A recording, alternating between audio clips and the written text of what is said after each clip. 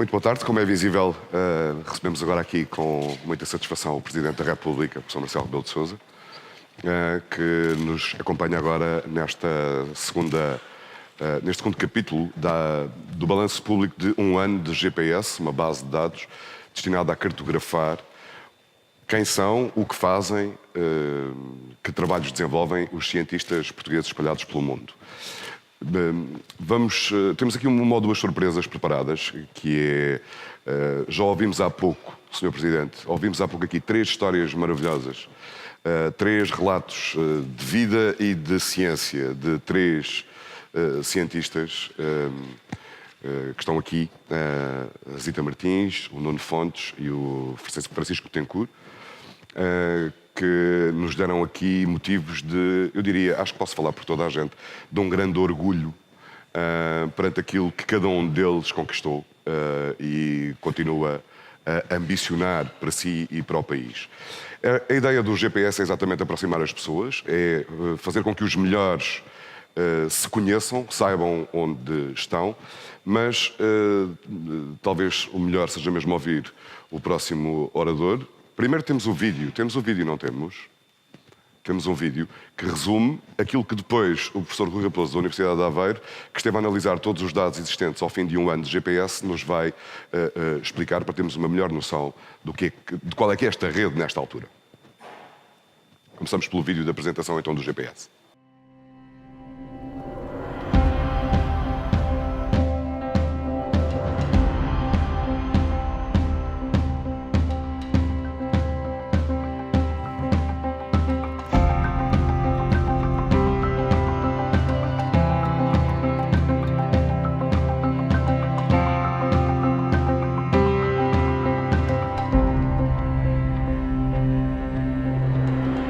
O projeto GPS procura encontrar os cientistas portugueses no globo. Falava-se e fala-se em fuga de cérebros, mas não se sabe onde estão os nossos cérebros. Vai passar a saber-se.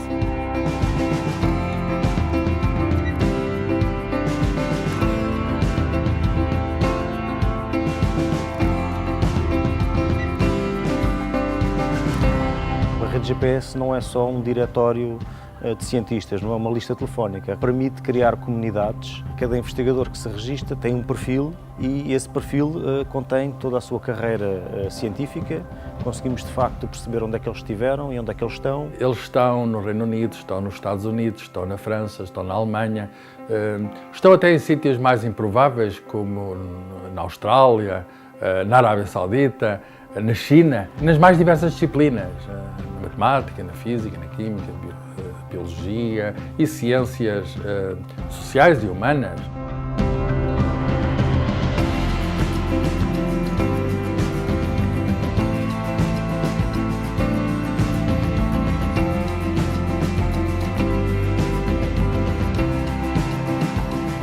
Estou muito convencido que é uma necessidade que o país tem.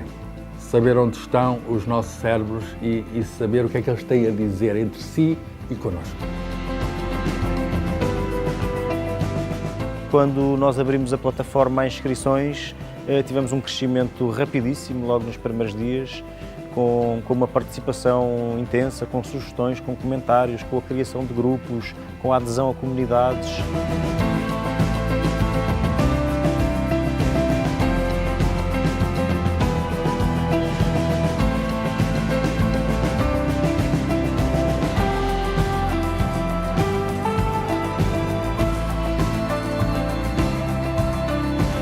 A maior riqueza do país já existe. A maior riqueza do país são os nossos cérebros.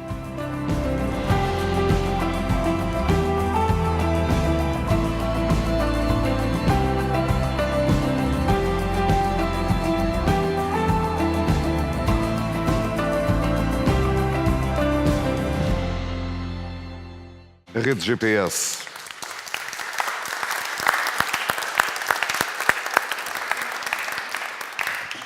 A rede GPS está a assinalar um ano.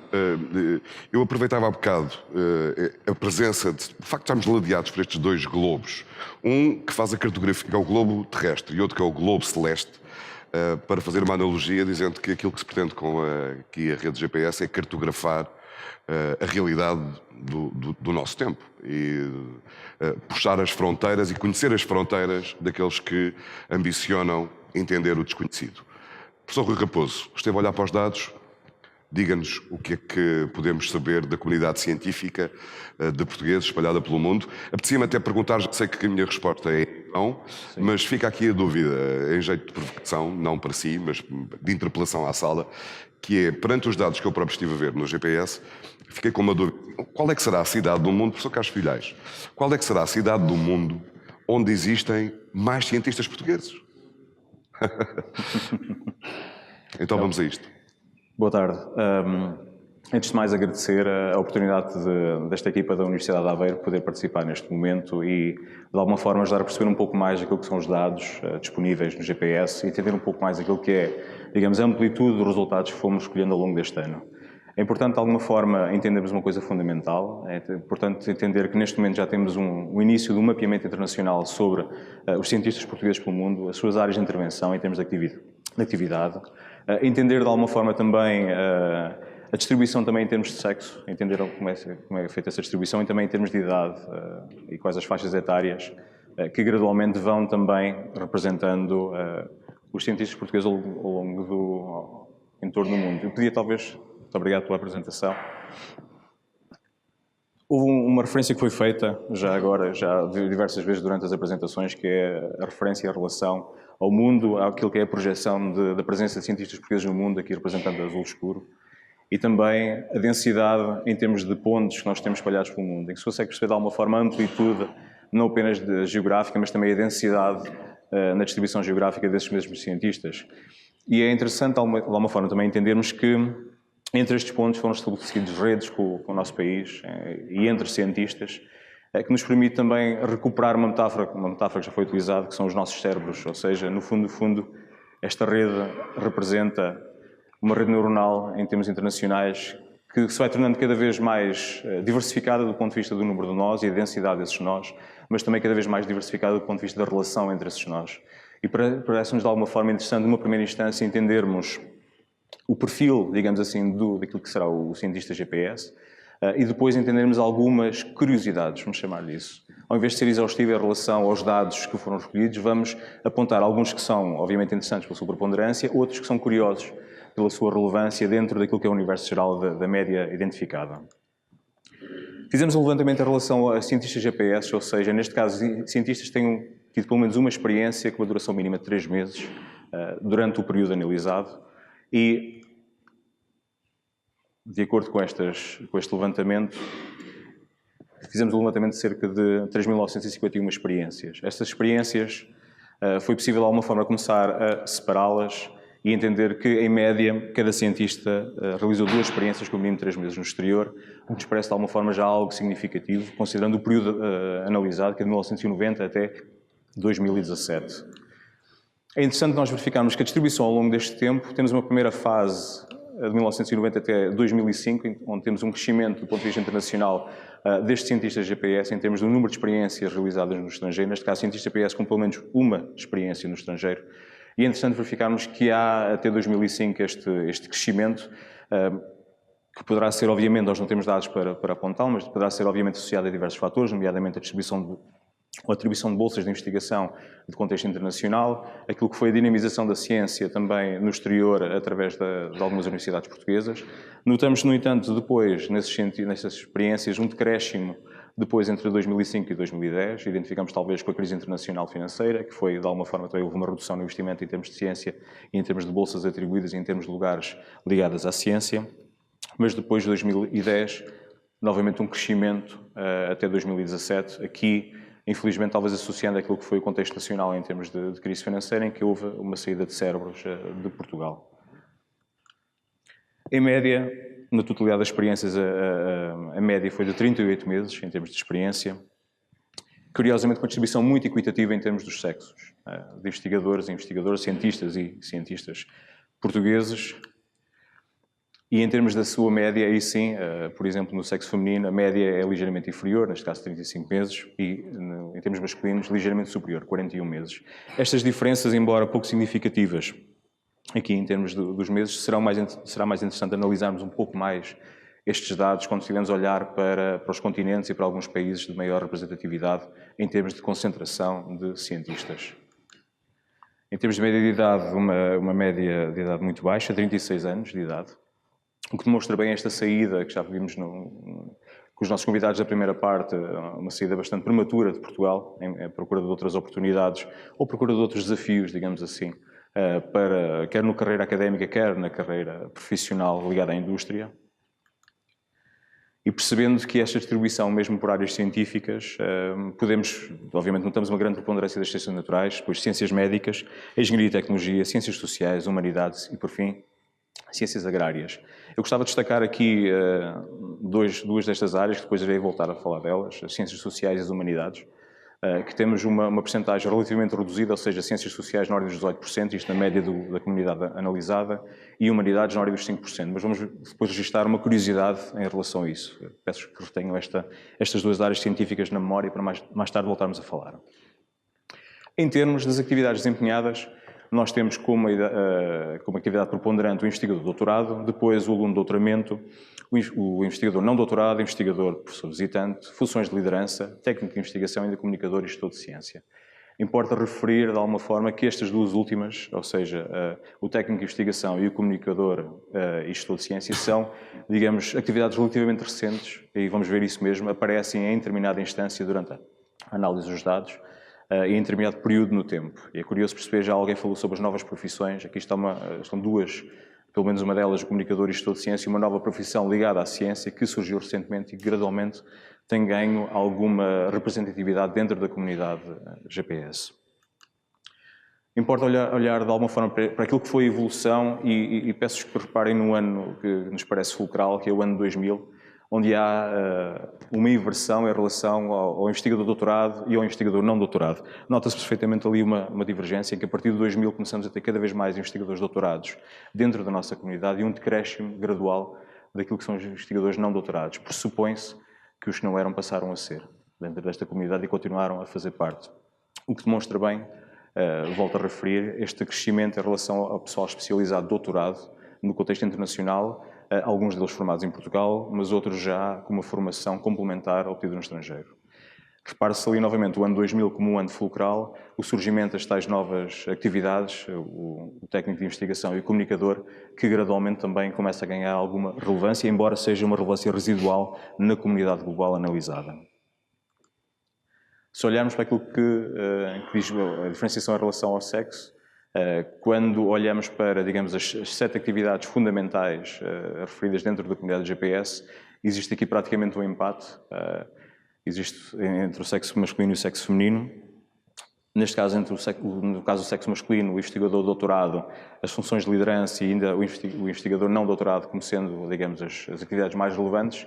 E nota-se, no entanto, a participação, neste caso do sexo feminino, em 3 atividades que me parecem muito interessantes. Uma delas é, e destaca-se logo ali a partir do aluno de doutoramento, em que temos neste momento muito mais alunas de doutoramento do que alunos de doutoramento dentro da rede GPS, e ainda as tais novas profissões em técnico de investigação e comunicador e gestor de ciência, em que é principalmente ocupado por cientistas GPS do sexo feminino.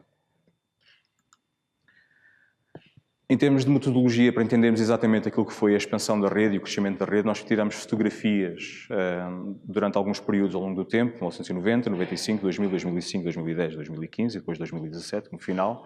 Fotografias tiradas em janeiro de cada um desses anos para tentar de alguma forma entender qual era a fotografia da comunidade naquele instante em termos de distribuição geográfica. Entendemos muito bem que em 1990 a distribuição é um bocadinho concentrada na América do Norte, principalmente nos Estados Unidos e ainda na Europa. Mas ao longo do tempo essa distribuição geográfica foi gradualmente aumentando em termos de número e diversificando em termos de distribuição geográfica, ocupando de alguma forma outros continentes, ocupando também, e nos parece importante referir, outras digamos, distribuições geográficas, nomeadamente nos Estados Unidos, deixando de ter uma concentração na costa este e começando a gradualmente ocupar outras posições também no centro dos Estados Unidos e na costa oeste. Em 2005 também já uma ocupação maior em termos de... a África também já é incluída como continente, já com cientistas GPS. 2010 já ocupamos também, encontramos lugar também na Oceania, e 2015 já com uma fotografia muito aproximada daquilo que é o estado atual do GPS em termos de distribuição geográfica. Há aqui um caso que me parece importante referir, e é uma curiosidade. Alguém falava hoje de manhã da saudade do mar, e a maioria das concentrações existem precisamente nas zonas costeiras distribuídas pelo mundo. Portanto, o sol, a praia é coisa que não pode faltar aos portugueses, e aqui está mais um exemplo que corrobora esta ideia. Há, no entanto, aqui uma questão que me parece muito interessante referir, nomeadamente naquilo que é o contexto europeu. Enquanto no arranque da nossa análise, em 1990, existe França, por exemplo, um país muito representativo em termos de acolhimento de cientistas portugueses, existe ao longo deste período analisado uma maior distribuição por outros países europeus que não a França. Existe também uma maior concentração no Reino Unido e para além disso, existe também depois uma distribuição por outras áreas geográficas ou locais no mundo que, inicialmente, no início da nossa análise, pura e simplesmente não tinham qualquer tipo de registro em termos de GPS. Portanto, em conclusão, em relação a esta evolução, nós temos cada vez mais cientistas, em cada vez mais locais distintos do globo e cada vez mais longe de Portugal.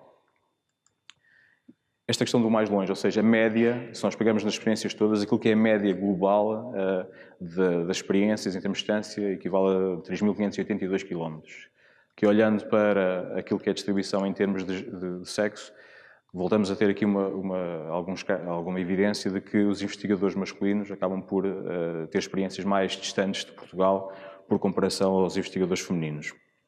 Isto de alguma forma também se pegar aquilo que está relacionado com as atividades e compreendendo que existem um maior número de alunas doutoradas, ou em doutoramento no espaço europeu, conseguimos compreender de alguma forma como é que conseguimos chegar a este valor. Mas poderão eventualmente perguntar, mas porquê é que vamos a esta distância? E a resposta que nós encontramos foi que o português gosta de uma boa mesa. E o que é que eu quero dizer com a mesa? Isto, obviamente, no sentido metafórico da mesa, que todos nós gostamos de estar à volta de uma mesa. E, na realidade, quando estamos à volta de uma mesa, o que temos são pessoas com perfis diferentes, que trocam informações entre si e que tornam a conversa que se está a realizar em torno da mesa mais rica e mais interessante. E o que acontece em muitos casos, para nós, de alguma forma, e a ciência baseia-se também nisso, a ciência evolui cada vez que alguém diferente se senta à mesa e traz uma nova perspectiva para o objeto que está a ser discutido. E o que aconteceu e acontece todos os dias em Portugal e na academia e na investigação que é feita em Portugal, é que há uma procura de novas mesas. Novas mesas com mais lugares, em que nós temos a possibilidade dos investigadores serem incluídos em torno dessa mesa para discutir e, de alguma forma, debater e procurarem novos percursos ou novos rumos para o desconhecido, como também já foi dito hoje. Mas nós chegamos a determinado ponto também em que nossos investigadores não encontram lugar à volta dessa mesa ou, pura e simplesmente, não estão interessados em estar sentados a essa mesa. Querem encontrar outra mesa com outros desafios, com outras pessoas, com outras áreas científicas que, por exemplo, em determinada altura ainda não tinham representatividade em Portugal. E procura então mesas de dimensão distinta, de densidade distinta, noutros pontos do planeta. E é aqui que eu gostava de pegar, que esta foi a análise feita pela nossa equipa, que foi de tentar identificar nas diversas mesas distribuídas a nível dos diversos continentes, quem é que se senta à volta daquelas mesas, quem são as pessoas que procuram de alguma forma contribuir para a ciência, com perfis diferentes em termos de formação e também com perspectivas culturais completamente distintas de como se aborda a ciência. Então optamos por fazer uma primeira análise em termos de 5 continentes. Vamos começar pelo europeu. As bolas são representativas mais ou menos da dimensão da mesa, ou seja, da concentração que nós temos de investigadores portugueses nesses espaços. Começando pelo europeu, esta mesa europeia, em que nós temos, em que a maioria são mulheres, 54%. A idade não diverge muito daquela média que vos apontei, ou seja, de até 30 anos, são cerca de 67%. E são maioritariamente, aliás, tem um índice muito representativo a nível de alunos de doutoramento. Poder-se-ia pensar que a Europa seria um reflexo de tudo aquilo que se passa nos outros continentes, mas na verdade não o é. Podemos ver isso precisamente se olharmos para a América do Norte, sem que a mesa continua com alguma representatividade. Se recordam, em 1990 ainda temos, aliás, em 1990, quando começamos este registro, temos já o registro de investigadores de cientistas GPS nos Estados Unidos, em 1990. E a nível dos Estados Unidos, continuamos com esta preponderância em relação ao sexo, ou seja, são mais homens do que mulheres. A faixa etária situa-se entre os 26 e os 40 anos, com cerca de 69%. O investigador doutorado, já não é aluno doutoramento, mas sim investigador doutorado. E as áreas científicas são as ciências médicas e as ciências sociais. Nós optamos por começar a fazer esta inclusão, recuperando aquilo que mostrei há pouco, ou seja, em relação às áreas científicas, em que as ciências sociais, curiosamente, em todos os continentes, excetuando o europeu, ultrapassa aquilo que é a média. Olhando para outros casos, como por exemplo a América do Sul, neste caso na América do Sul continuamos a ter mais homens que mulheres, continuamos na mesma faixa etária, dos 31 aos 40 anos, cerca de 50%. Neste caso a atividade, de alguma forma, que se identifica como relevante é o de investigador e professor visitante, e em termos das áreas científicas, a engenharia e tecnologia, ciências sociais e ainda as humanidades. Novamente voltamos a esta questão, ciências sociais e humanidades, tendo no seu total 31%, já, digamos, valores muito representativos em termos de áreas científicas de cientistas GPS. Ora, em termos do continente africano, temos uma primeira inversão, neste caso a inversão é em relação àquilo que é o sexo, ok? Menos homens, neste caso, mais mulheres em África, a faixa etária mesmo, 31 aos 40 anos, investigador de doutorado, ciências sociais e humanidades também como áreas de investigação, também de relevância destacável. Quanto à Ásia, okay, maioritariamente neste momento, novamente uma inversão, voltamos novamente a ter mais homens que mulheres, e destacamos aqui duas faixas etárias, 31 aos 40 anos, com 38%, mas depois 51 aos 64. E porquê? Foi identificado no nosso estudo que, à medida que o investigador ia digamos, tornando-se mais velho, havia uma tendência a diminuir a distância da sua experiência em relação a Portugal. Contudo, há depois novamente um salto dentro desta faixa etária, dos 51 aos 64 anos. E torna-se interessante identificar que há aqui um grupo muito relevante, 10% destes cientistas GPS, dentro desta faixa etária que tendencialmente seria mais próxima de Portugal e, no entanto, estão nos locais mais distantes. Neste caso, estão na Ásia.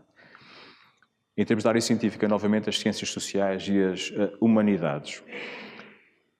Eu gostava de tentar recuperar uma informação que dei há pouco, que dizia respeito à distância e a diferença de distância entre homens e mulheres. Curiosamente, as mulheres situavam-se, percorriam uma distância menor a quando da experiência, mas, curiosamente, na Oceania, que é o sítio mais distante onde nós temos, se excluímos o nosso pinguim português na Antártida, na Oceania, que é o sítio mais distante, temos 60% de mulheres, neste caso. A faixa etária mantém-se, ou seja, volto a referir, é uma questão fundamental. Os nossos investigadores GPS estão numa faixa etária ainda relativamente nova, okay, ou baixa, e que nos leva novamente a crer que há a conclusão de uma licenciatura ou um doutoramento cá e há uma saída automaticamente para o estrangeiro. Quanto à atividade de investigador e professor visitante, e novamente, neste caso, as ciências naturais, como tendo um destaque soberbo de 75%, e depois as ciências sociais, com 21%. Queria ainda só fizemos esta análise em relação aos continentes, como óbvio, também fizemos uma análise relativamente aos países que ao longo do tempo demonstravam alguma relevância, e quisemos destacar aqui dois, por de alguma forma, neste momento, serem os mais representativos dentro da comunidade de GPS. Neste caso, o Reino Unido e os Estados Unidos, que, em termos, eu vou colocar os dados lado a lado, para ser mais fácil. Temos uma inversão em relação ao sexo. O Reino Unido, mais mulheres, Estados Unidos, mais homens. Em termos de faixa etária, as faixas etárias preponderantes são precisamente aquelas, são iguais, as mesmas faixas etárias, com valores muito próximos, ou seja, nós temos uma grande fatia daquilo que poderiam ser investigadores e cientistas a produzir, digamos, a contribuir para a riqueza em Portugal, em termos de produção científica e produção também ligada à indústria, e que estão neste momento situados fora do país. Em ambos os países também o investigador de doutorado acaba por ser, digamos, o mais relevante, e em termos das áreas científicas, as ciências médicas e ciências sociais nos Estados Unidos, e no Reino Unido as ciências sociais. Deixo aqui alguns pontos, estou a terminar o meu tempo, alguns pontos para reflexão, eventualmente discussão, mas reflexão também interna da nossa parte. Esta reflexão obriga-nos a voltar a pensar nesta rede, voltar a pensar na importância que esta rede tem, também como, digamos, um espaço de valorização. Importa, desculpem, que saltei aqui um slide, isto tinha de acontecer, estava a correr tão bem. E agora vou ser menos trigger happy. Ok. Há aqui uma questão fundamental que também se deve de alguma forma a reconhecer, que é, ao longo do tempo estas redes internacionais encontraram forma oficial, né? Ou seja, através da criação das associações de investigadores, que nos países que ao longo do tempo criaram cultura de receber, de ter investigadores portugueses, criaram estruturas oficiais que de alguma forma apoiam esses investigadores, de alguma forma também apoiam a atividade desses investigadores, estabelecendo sempre a ligação, para já, em primeira instância, entre investigadores portugueses, mas depois numa segunda instância entre os países onde estão e Portugal. Obviamente, como reflexão de futuro, há esta questão do reconhecimento, que hoje é mais um exemplo dos passos que têm sido dados em prol desse reconhecimento, de uma comunidade com uma amplitude geográfica e disciplinar de enorme valor humano. E como valor humano temos de reconhecer aquilo que é capital intelectual e capital humano que temos espalhado pelo mundo, que de alguma forma tem vindo a crescer nos últimos 25 anos. A necessidade também de aferir os motivos, não apenas da partida, mas também do regresso dessas pessoas. Nós não tivemos dados, obviamente olhamos para dados factuais recolhidos da base de dados, não tivemos hipótese de tentar entender a motivação que levou que alguém partisse, mas também a motivação que leva alguém a regressar. Isso parece-me que seria fundamental até para uma definição daquilo que seriam políticas nacionais de promoção de ciência e também de valorização daquilo que é a ciência em Portugal. E, por fim, um ponto de reflexão também importante, tentar entender que contributo é que esta comunidade poderá dar para a reflexão a nível nacional da ciência feita em Portugal e o rumo a seguir para a sua valorização. E assim termino. Muito obrigado pela vossa atenção. Obrigado.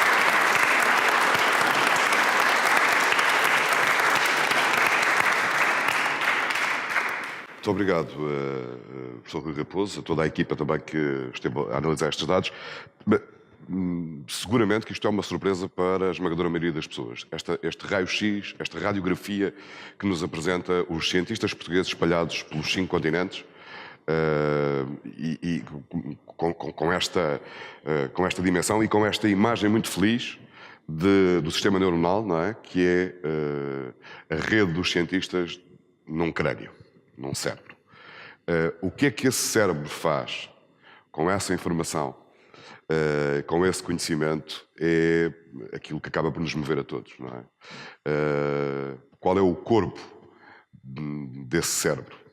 Que membros é que ele vai movimentar? O que é que ele vai fazer com esta informação acumulada? Para já é preciso ter esta informação.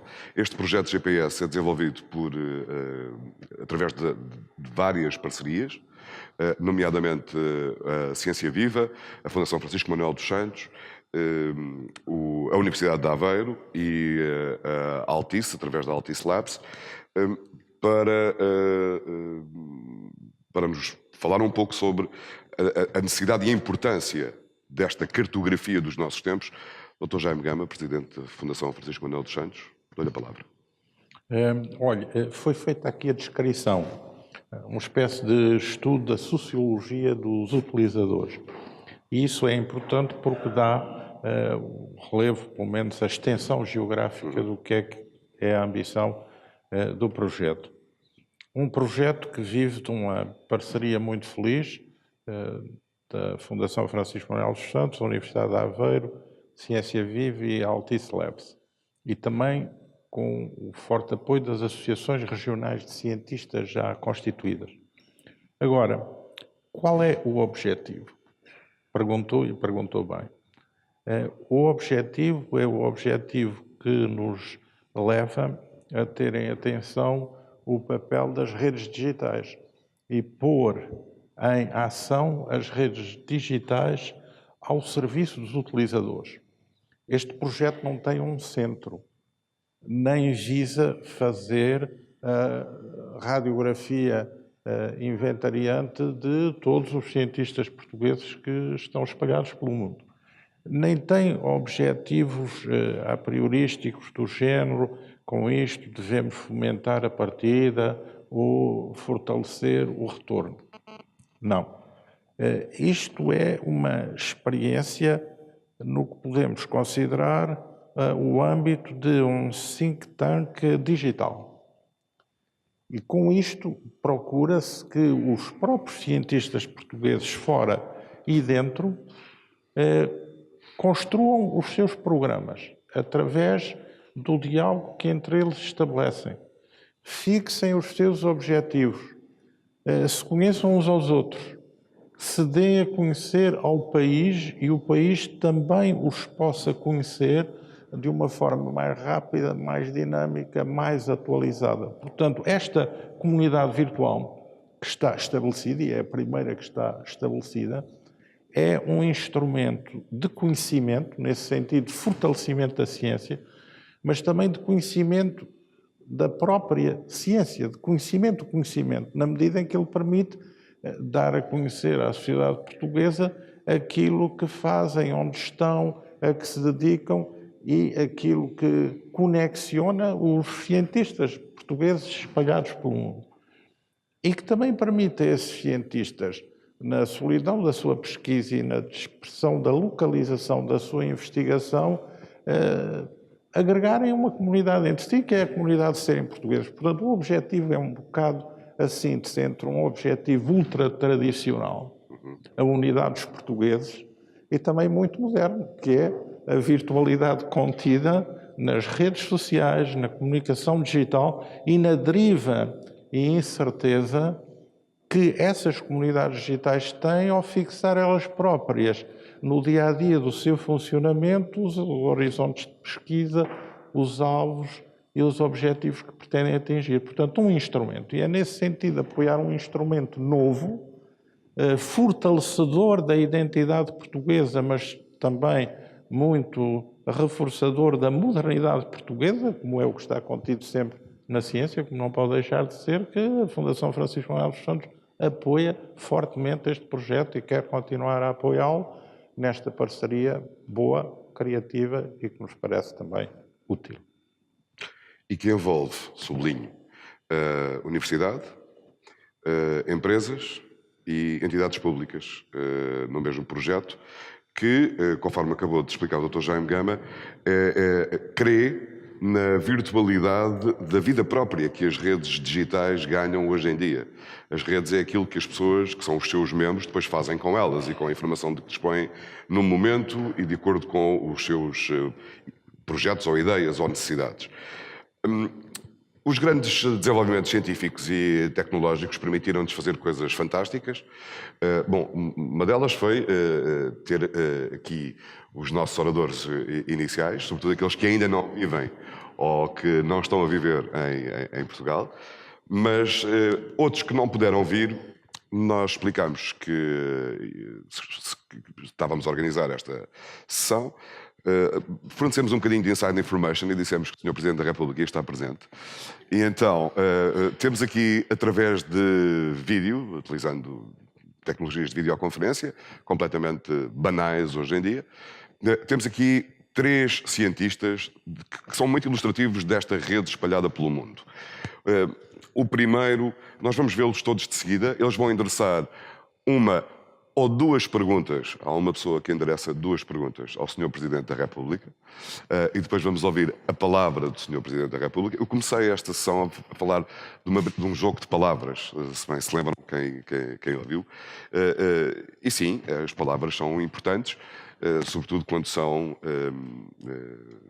assertivamente utilizadas, como é uma das características do Sr. Presidente da República. Portanto, isto não é colocar pressão. Vamos ouvir então o que dizem, porque eles começam por se apresentar a si próprios e tal como já ouvimos aqui na sessão inicial, o relato, o percurso de vida destas pessoas é extraordinário. Sublinho, a primeira pessoa que vamos ouvir é uma daquelas que vive nos antípodas, não é? Mas depois de ter feito inúmeras viagens e tão motivado que nos ajudou a perceber o seu percurso de vida fazendo um grafismo, não é? que mostra o seu percurso, onde é que esteve, onde é que não esteve. Depois, e trabalha num sítio absolutamente extraordinário, que é Zita, eu posso dizer aqui agora um disparate, que é um sincrotrão. É isso. Ele vai tentar explicar um bocadinho o que é isso. Está na Austrália, o David Aragão. Depois vamos ouvir, peço a vossa compreensão para os primeiros segundos deste vídeo, porque a cientista em causa é a Sónia Negrão, fez o vídeo no seu local de trabalho, que é uma espécie de uma estufa, e portanto começou muito longe da câmara que estava a captar a imagem, portanto o som não se ouve bem. Mas a experiência e o relato dela é muito curioso, porque ela chama-se Sónia Negrão, é mulher, certo? Está a trabalhar na Arábia Saudita. Já é interessante. Depois, ela faz investigação agrícola num país que tem 90% de deserto. Portanto, é extraordinário. E finalmente, vamos depois concluir com a Sílvia Curado, que está em Nova Iorque a dirigir uma equipa de investigadores na New York University. Portanto, vamos ouvir e ver estes testemunhos destes 3 cientistas e depois ouvir o Sr. Presidente da República. Olá, eu sou o David Aragão e, primeiro que tudo, vou tentar contar um bocadinho do meu percurso profissional antes de explicar onde estou e o que faço. Depois da minha licenciatura e de 2 anos como bolseiro de investigação, fui fazer o meu doutoramento misto nos Alpes franceses. Mais concretamente, na cidade de Grenoble, que fica mesmo no meio das montanhas e de resorts de ski. Durante os 5 anos seguintes, andei sempre a saltar de Portugal para a França, porque era um doutoramento misto com o ITQB em Oeiras, da Universidade Nova de Lisboa, e o ISRF, que é um acelerador de partículas em que Portugal é membro e paga as suas cotas anuais. Doutoramento em 2007, com bolsa de doutoramento portuguesa da Fundação para a Ciência e Tecnologia, e decidi partir definitivamente para o estrangeiro. Aliciava-me principalmente a ter uma vida de trabalhador como os outros, com um contrato de trabalho, segurança social, pagando impostos e não tendo a sensação que estava dependente de algo que não controlava. Oportunidades, apareceu-me uma oportunidade na Irlanda, numa universidade pouco conhecida, mas eu concorri e decidi de armas e bagagens mudar-me. Limerick fica na costa oeste irlandesa. Apesar de ser uma cidade pequena, tem uma universidade, a Universidade de Limerick, onde se fazia investigação de ponta na área da biologia estrutural. Todos os meses viajava para os Estados Unidos, para Chicago, para recolher dados num acelerador de partículas lá. Nos meus 48 meses, mais ou menos, de estadia na Irlanda, tive cerca de 45 viagens para os Estados Unidos. Cruzei o Atlântico muitas vezes. De Limerick viajei para Dublin, mais concretamente para o Trinity College de Dublin, com uma prestigiada Marie Curie Fellowship, que entretanto tinha concorrido. Acabei por colaborar com o professor Brian Kabilka. Longe de pensar que anos mais tarde, em 2012, o professor Brian Kabilka acabou por ganhar o Prémio Nobel da Química, e que, com os resultados de investigação na área das GPCRs, proteínas de membrana no cérebro. Em 2011, apesar de ainda ter contrato de trabalho por mais uns anos e não estava a procurar emprego, a crise estava bastante patente na Irlanda, com muitos cortes na investigação, e a minha mulher, recém-doutorada, estava também à procura de emprego. Acabou por ser procurar uma cidade, ou cidades, acabámos por concorrer, para sítios onde ambos pudéssemos encontrar emprego. Queríamos cidades grandes, com bastantes universidades, onde houvesse bastantes empregos. E assim foi que rumámos para o outro lado do mundo. E assim, a 17 mil quilómetros de distância, ou como eu costumo dizer, a 11 horas de diferença, as vossas 9 da noite são as nossas 8 da manhã, ou as vossas 8 da manhã são as nossas 7 da tarde. Portanto, quando vocês começam o dia, nós já estamos a acabar, rumei para o futuro. Só na brincadeira, porque estamos sempre à vossa frente no dia, em Melbourne, no estado de Victoria, na Austrália, e onde já estamos desde 2011, portanto há pouco mais de 6 anos. Hoje, em vez de viajar para acelerador de partículas para recolher dados, trabalho num. E aqui, neste acelerador de partículas que se chama sincrotrão, porque é um acelerador de partículas para produzir luz, para produzir raio-x, temos eletrões a rodar a cerca de 99% da velocidade da luz, e esses eletrões, quando curvam para poder fazer o círculo do edifício, geram luz, que é essa luz que nós usamos nas nossas amostras biológicas, nas proteínas. Sou funcionário do Governo Federal com uma posição permanente e a minha principal função é dar apoio a investigadores, cientistas que vêm das várias universidades australianas e de Nova Zelândia para fazer aqui experiências, tal qual quando eu estava na Irlanda fazia investigação em equipamentos parecidos, e tenho também tempo para fazer a minha própria investigação. Tenho dinheiro para fazer investigação e tenho que concorrer competitivamente com os investigadores aqui da zona para conseguir esses financiamentos. Não podia deixar de mostrar um bocadinho da investigação que faço. Isto é um resultado publicado no Nature Communications, uma revista bastante prestigiada, feito em colaboração com colaboradores investigadores aqui em universidades australianas, em que resolvemos a estrutura do vírus do bico e das penas de certos papagaios. Portanto, é um vírus que, quando infecta os papagaios, os bicos e as penas ficam moles e os papagaios acabam por morrer de fome. Isto ataca muitas espécies que estão em vias de extinção, e então nós resolvemos a estrutura do vírus, que estou a mostrar aqui, e estamos agora a trabalhar numa vacina para tentar evitar que estes pobres bichos morram. de o meu filho já ser australiano, já nasceu cá, eu continuo a sentir uma ligação afetiva muito grande a Portugal. E, portanto, a pergunta que eu tenho é como é que Portugal e o sistema científico português pode conseguir manter uma relação com aqueles que estão muito longe, como eu, porque eu continuo a querer contribuir. Agora vamos ouvir a Sónia Negrão, que está então naquela estufa na Arábia Saudita. Sou engenheira agrónoma. Fiz o meu doutoramento em melhoramento de plantas em colaboração com o Instituto de Investigação do Arroz nas Filipinas. O meu pós-doutoramento foi em recursos genéticos e estou atualmente na Arábia Saudita, na King Abdullah University of Science and Technology, onde sou investigadora auxiliar.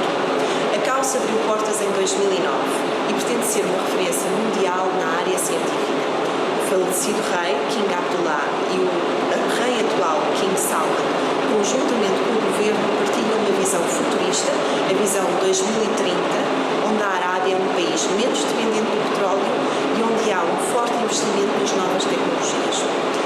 Dois dos pilares da causa são a água e a comida, ou seja, um país onde a exploração dos recursos hídricos é insustentável, como na Arábia, que 90%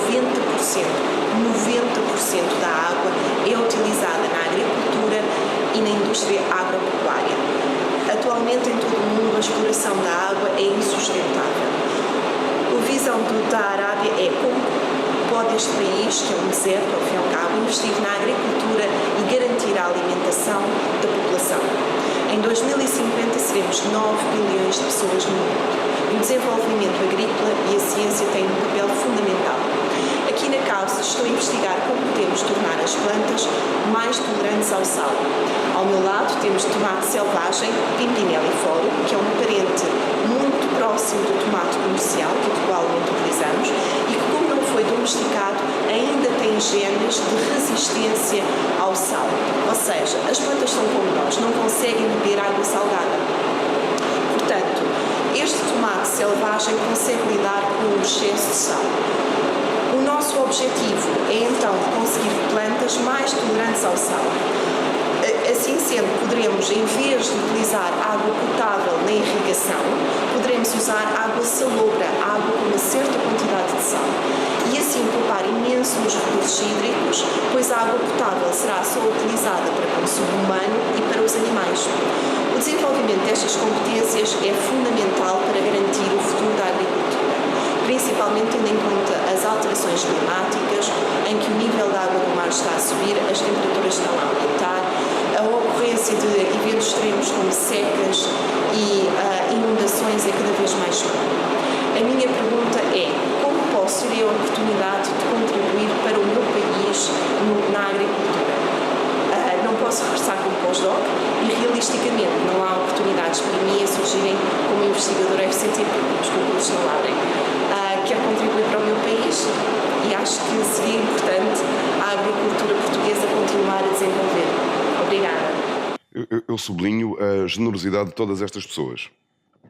Falta-nos ouvir uma, mas todas as pessoas, independentemente dos seus planos de vida, já tínhamos tido aqui esse testemunho há pouco, presencial, estes sublinham-no e repetem.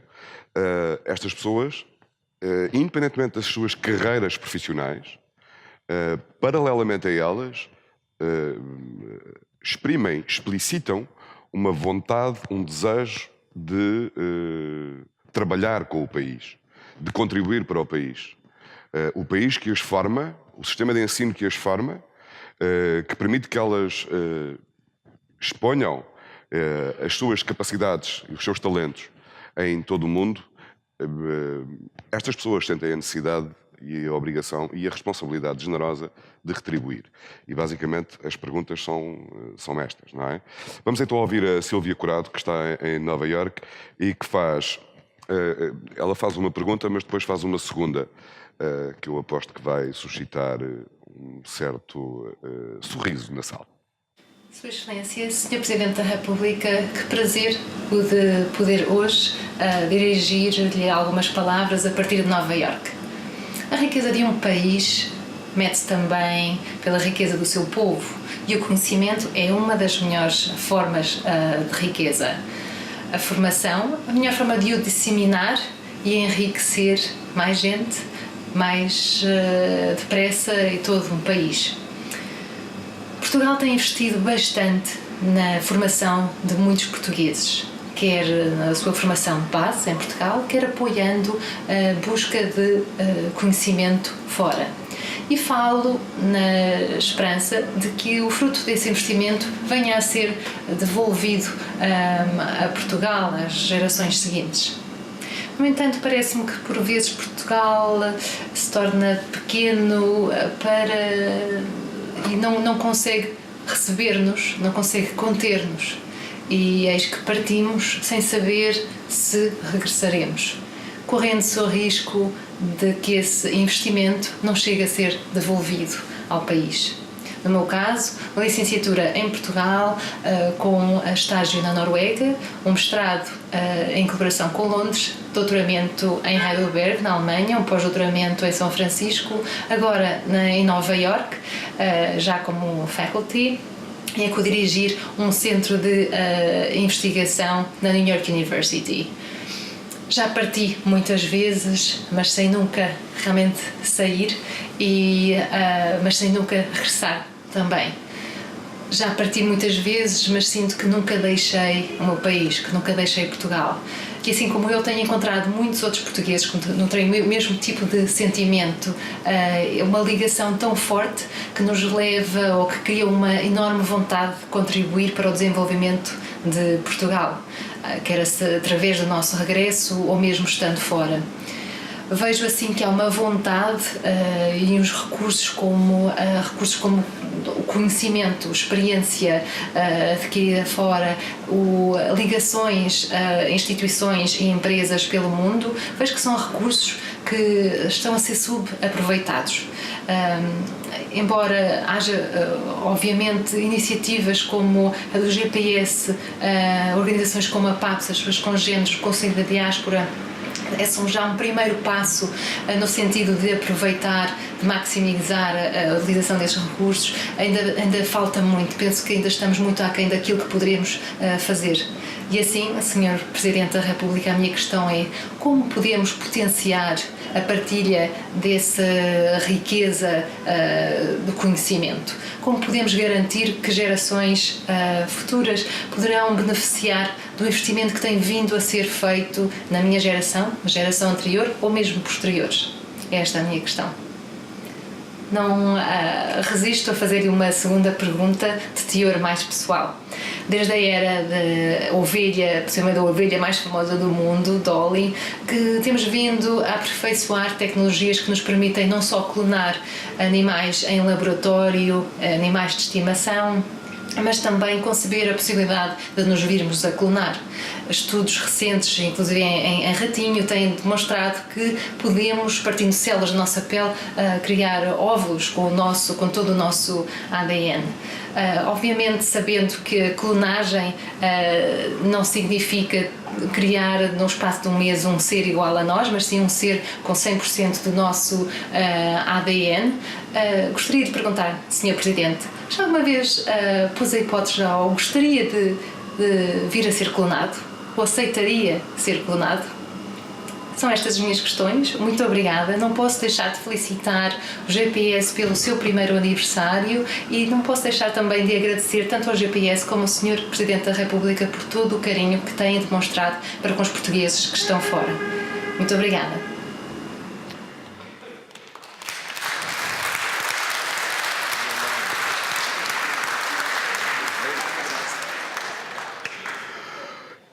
Estão aqui da Sílvia Curado e também dos outros dois cientistas, como mote para a intervenção que irá encerrar esta sessão com o Sr. Presidente da República. Não vou começar pelo óbvio, não é? Vamos falar sobre, ou vamos ouvi-lo, sobre o que é que se pode, o que é que o país tem a dizer a estes cientistas, a estes cérebros, que querem, objetivamente, continuar a contribuir para o desenvolvimento de Portugal. Muito obrigado. Eu queria, antes do mais, começa sempre por contextualizar.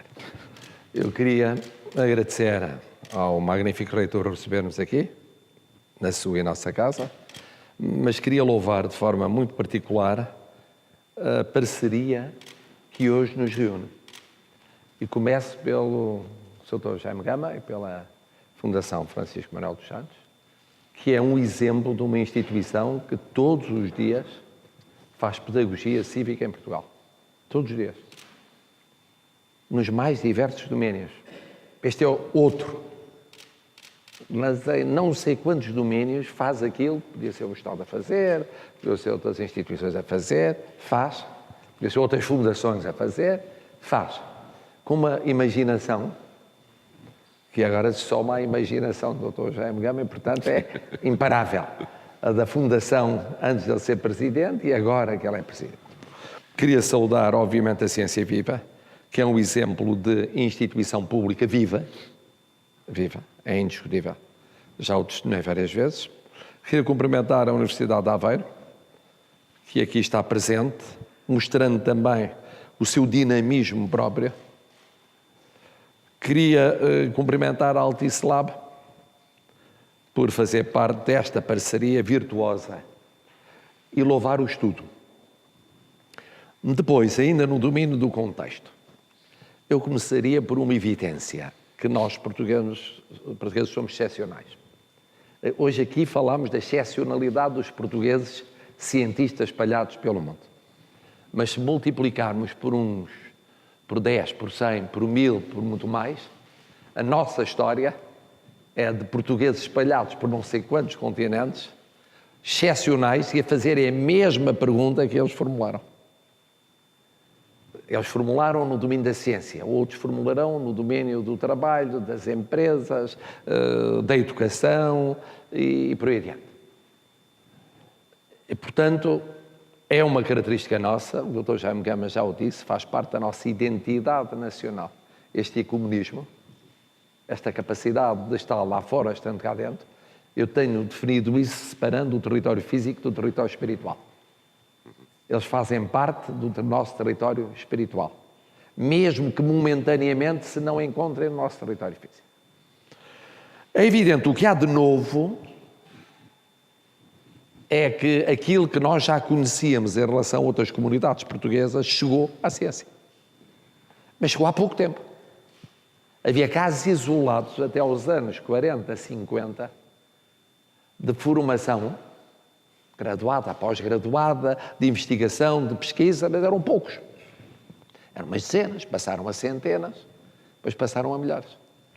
E quem, como alguns de nós que aqui estamos, se encontram na universidade há muito tempo, é o preço da provectude, não é?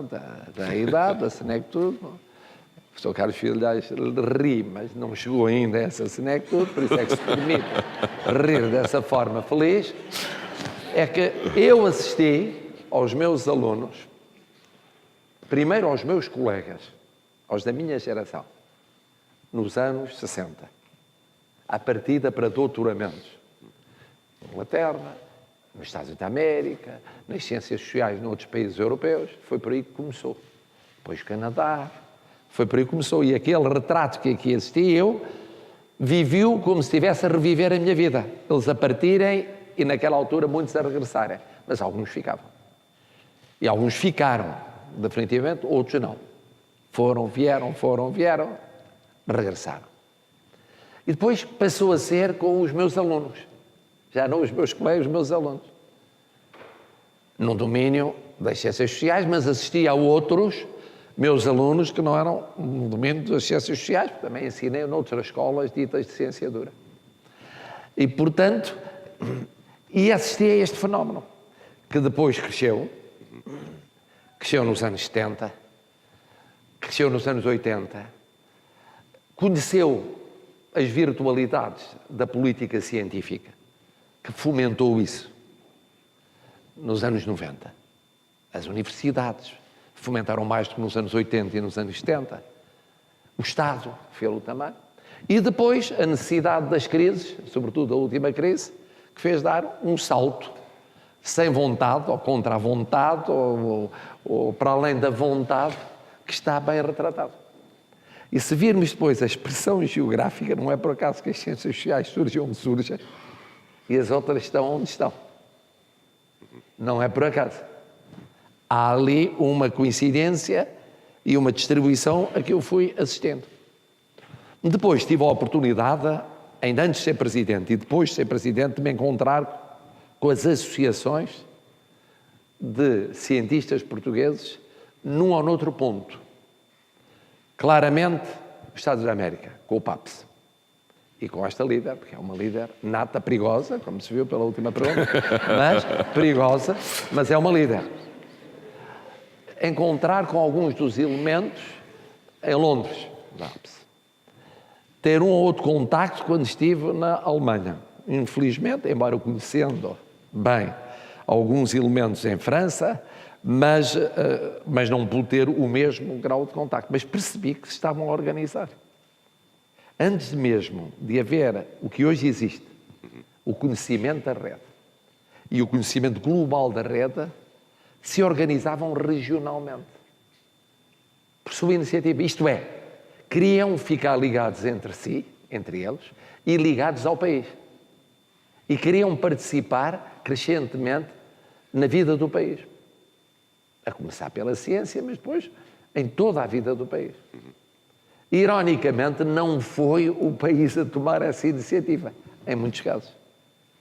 O que não é uma novidade, porque é um dos fenómenos mais estranhos de compreender, é como é que não há nenhuma família que não tenha um elemento, ou vários, no meu caso, vários, todos os netos, em comunidades fora do território físico de Portugal, e, no entanto, gostando imenso da ideia dessa dispersão, ligar tão pouco a essas comunidades. Mas é um atavismo nosso, não dá para compreender. Não dá para compreender em termos estratégicos nacionais, não dá para compreender em termos de enriquecimento da participação cívica, não dá para entender em termos da participação cultural, económica, social. O que vai sendo feito, e estamos melhor do que já estivemos, é sempre com atraso.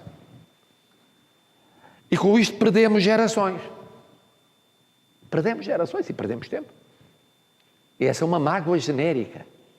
Não é do político A, B ou C, do governo A, B ou C, é uma realidade. Infelizmente é uma realidade. Eu diria até que é uma realidade de cultura cívica nacional, um pouco incompreensível. Todos ganharíamos com isso. Bom, chegou a hora da comunidade ou das comunidades de cientistas. E o que há de salto qualitativo fundamental com este GPS é que vem retirar um dos alibis para alguma indiferença, que não era total. As universidades vão mantendo os seus esquemas de colaboração, mas são muito difusos e pouco organizados. E com o Estado, o mesmo. E agora desaparece um dos alibis, não sabemos quantos são, onde estão e como são. Deixa de ser assim. Começa a deixar de ser assim, porque temos a noção que há mais do que estes 82, 85 países. E mais do que este milhar, 1.600, 1.700, há muitos mais, que já se agrupavam e agora passam a poder dialogar facilmente. O alibi desaparece. E agora chegamos às perguntas. Bom, primeira questão. O que é preciso fazer? Pegando nesta ferramenta fundamental. É introduzir uma mudança cultural essencial no país, quer dizer, isto é muito importante para o país. Todos os portugueses espalhados pelo mundo são muito importantes. Estes, de forma específica, são muito importantes, não só pelo investimento que o país fez neles, não só pelas posições essenciais que desempenham ou que ocupam por esse mundo fora, não só pela vontade de colaborar connosco, mas porque realmente é muito provável que estejam em situação de nos ensinar muito e de nos ajudar muito. E, portanto, só temos tudo a beneficiar com isso. Mas isto é uma mudança de cultura cívica. Perceber-se, para além daqueles que aqui estão, que todos acham óbvio. Mas o que aqui é considerado óbvio, não é provavelmente óbvio e prioritário fora deste observatório. Passar a ser prioritário. E depois, passando a ser prioritário, organizarmos-nos para isso. É um grande problema português. É de a nossa falta de organização nos limitar imenso cá dentro, não tirando proveito daquilo que nós podemos fazer, podemos fazer. E lá fora, com outra organização, ser tirado esse proveito. Concretamente, nas políticas públicas da ciência e tecnologia, inserir-se como um dado fundamental esta rede de cientistas espalhados no mundo. É evidente que para isso é fundamental que, no entretanto, se insira também a rede de cientistas localizados em território físico português. Mas eu dou isso de barato. Que haja uma prioridade para a ciência em Portugal. Se há uma prioridade para a ciência em Portugal, então nessa prioridade cabem aqueles portugueses que estão lá fora. Há um instrumento novo, que é o GPS, para contactar com eles. Então trata-se de utilizar esse instrumento novo, supondo que há um instrumento análogo no que respeita aos cientistas que trabalham no território físico de Portugal. Supondo. E, portanto, esse é o outro passo. É o passo seguinte. Quem tem responsabilidade em matéria de política da ciência, verdadeiramente utilizar este instrumento. E utilizá-lo rapidamente para não frustrar as expectativas de quem está disponível para. Mas eu vou mais longe. Porque há perguntas que não param apenas como é que eu posso ser útil como cientista. Como é que eles podem ser úteis como portugueses? Como é que eles podem ser úteis como portugueses? Porque aquilo que nós devemos beneficiar do seu contributo não é apenas que nos digam o que é que no domínio da ciência se pode fazer a mais, que eles sugiram em interação com os que se encontram cá território físico. Não. O que é que eles podem ajudar na economia? E nas finanças? E na agricultura? Na agronomia? O que é que eles podem ajudar nos domínios sociais? E na educação? E na cultura? E, portanto, eu espero que o GPS não seja apenas para trocarem pontos de vista acerca do seu trabalho nos domínios em que são, entre aspas, cientistas. Sirvam também para trocar impressões sobre o país, os problemas do país e como é que podem contribuir para a resolução dos problemas do país. É evidente que uma fórmula clássica era, havendo encontros periódicos a nível regional, que se encontram, e a nível global, como aqueles que se realizam cá, que em cada encontro, além do tema específico da ciência, escolhessem um tema outro do país para poderem tratar. Escolham um tema outro para dizerem, vendo de fora, o que é que pensam de Portugal, que é muito útil. Não sermos só os que vemos de dentro, ser os que vêm de fora, com outra perspectiva. Com o distanciamento, embora seja o distanciamento afetivo. Mas, no dia-a-dia, se o GPS servir para um fórum em que circule o que se pensa sobre o país, eu penso que os responsáveis setoriais, lucidamente, deverão aproveitar esses contributos. E agora que sabem exatamente quem está em que área, é preciso no domínio da agricultura ou da investigação, em conjunto com aqueles que cá dentro investigam determinadas áreas ou sub-áreas. Sabe-se que está alguém? Como começa a haver em alguns domínios económicos e empresariais. Começa a haver desde há uns anos. Sabe-se que há portugueses com posições empresariais muito importantes em X pontos do mundo. Então vale a pena ouvi-los e vale a pena tirar proveito daquilo que eles podem dar. São fundamentais, porque não o mesmo em relação a estas comunidades de cientistas. Agora, o problema é fazer isto rápido. Fazer isto rápido, porque as pessoas estão expectantes. O GPS tem uma vantagem e tem um inconveniente. É em tempo real. A vantagem é que está à disposição para ser utilizado. O inconveniente é que a não utilização por quem vive aqui e tem responsabilidades cria uma enorme frustração. As pessoas estão disponíveis, querem manter os laços, querem colaborar, depois dizem, pois nós falamos no vazio, encontramos um deserto. Agora, eu sou um otimista, realista é certo, mas um otimista, realista, portanto, que com os pés assentos no chão não ignoro que isto implica a tal mudança de cultura cívica, implica a tal prioridade no domínio da ciência, implica haver a possibilidade de uma rede lá e uma rede cá e haver uma só rede relacionadas, e se dar importância a isso, não serem vozes isoladas que dão importância a isso. Dito isto, resta só a provocação final, que é a provocação da clonagem. E eu responderia assim, eu penso que ficaria insuportável para o povo português. E sobretudo, para o Primeiro-Ministro e para o Governo. Quer dizer, eu não quero imaginar o que seria qualquer governo ou qualquer órgão com funções executivas ter de lidar não com um presidente, mas com vários presidentes presentes em vários pontos do território, a falar de diversos temas e a suscitar questões para resposta imediata. Seria insuportável. Portanto, acho melhor poupar isso aos portugueses, que merecem, e sobretudo ao Primeiro-Ministro e ao Governo. Muito obrigado.